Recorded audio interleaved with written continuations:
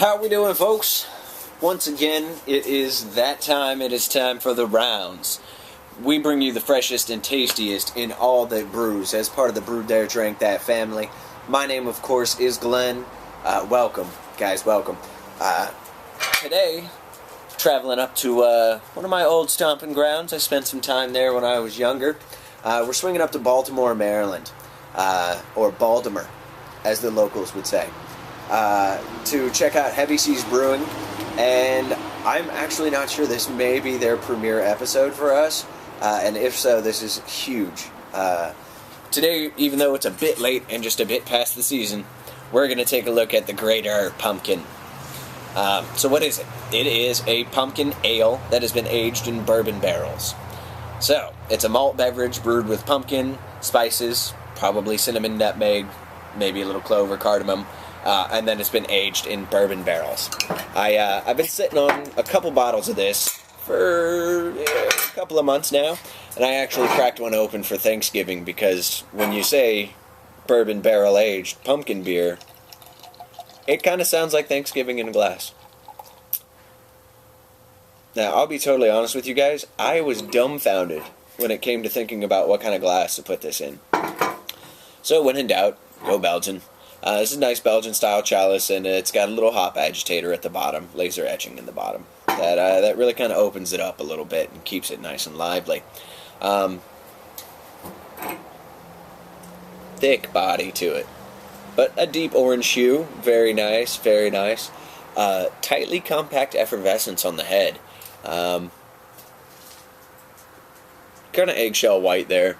We got some bigger pockets at the top. This actually looks like the head may stick around a little bit. Why do bourbon barrels and beer go together so well? You know what, that's a mystery I may not even want an answer to. It's just freaking awesome. But instantly you get some of those warming bourbon notes, and that's just off the bouquet. Like, you haven't even dug into it yet, but I get a little bit of... There's a spice there. Nutmeg, maybe? It's hard to put a finger on it, actually. Oh, damn it. That's never cool. Well, since I already took a sip, and most of it ended up in my lap, let's move right along, shall we?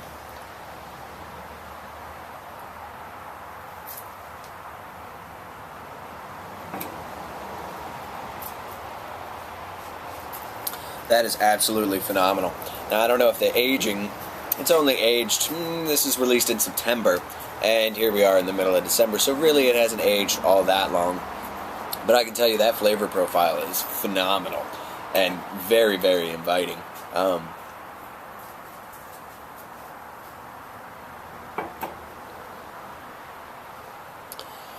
The spices still present really well. They weren't overly mellowed by the bourbon barrel. They weren't trampled or trounced by it. And the bourbon barrel actually kind of leads into that lingering aftertaste. You do taste a bit of pumpkin up in the middle in combination with the malt. Very nice little tandem.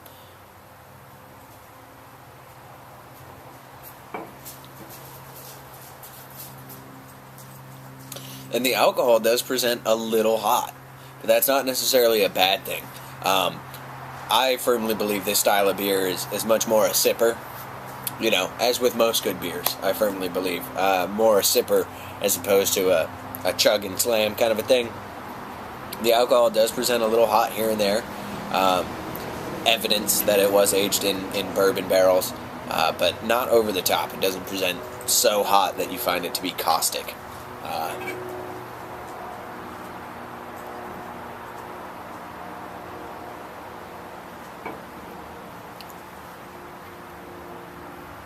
That is damn good. That is absolutely delicious. Now, theoretically, for this beer, if I remember right, you ought to be paying in the neighborhood of $8 to $10. Anything over that, and you're probably getting overcharged. Fantastic beer, great brewery. I know a lot of my friends really enjoy the Loose Cannon. Personally, I really like their Small Craft Warning, which is their Imperial Pils. But bang up job all around.